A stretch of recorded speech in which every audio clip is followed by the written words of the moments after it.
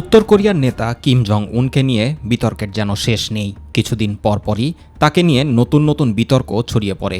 দেশটি থেকে পালিয়ে আসা এক তরুণীর দেওয়া তথ্যের জেরে এবার নতুন বিতর্কের মুখে কিম।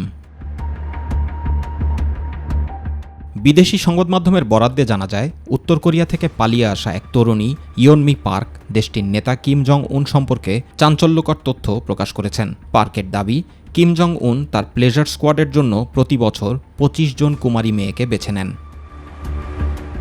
তিনি দাবি করেছেন, ওই তরুণীদের চেহারা এবং রাজনৈতিক আনুগত্যের ভিত্তিতেই বাছাই করা হয়। তিনি আরও প্রকাশ করেছেন, তাকে কিমের প্লেজার স্কোয়াডের জন্য দুবার বাছাই করা হয়েছিল, কিন্তু তার পারিবারিক অবস্থার কারণে তাকে নির্বাচিত করা হয়নি।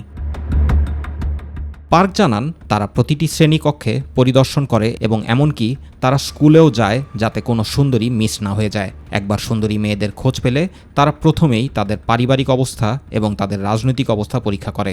উত্তর কোরিয়া থেকে পালিয়ে আসা বা দক্ষিণ কোরিয়া বা অন্যান্য দেশে আত্মীয় স্বজন আছে এমন কোনো মেয়েদের তারা তালিকা থেকে সরিয়ে দেয়।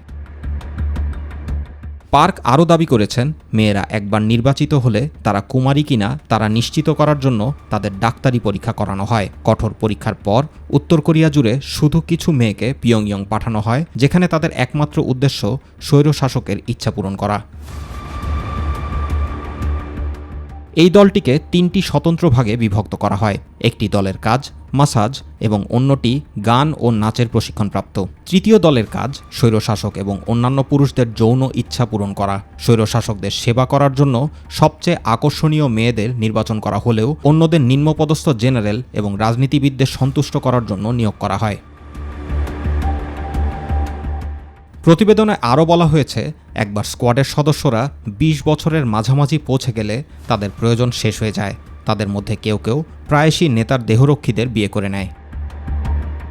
পার্ক ব্যাখ্যা করেছেন যে এই প্লেজার স্কোয়াডের উৎপত্তি ১৯৭০-এর দশকের কিম জং উনের বাবা কিম জং টু এর যুগ থেকে, যিনি বিশ্বাস করতেন যে যৌন ঘনিষ্ঠতা তাকে আমরত্ব দেবে। তবে তিনি ২০১১ সালে ৭০ বছর বয়সে হার্ট অ্যাটাকে মারা যান।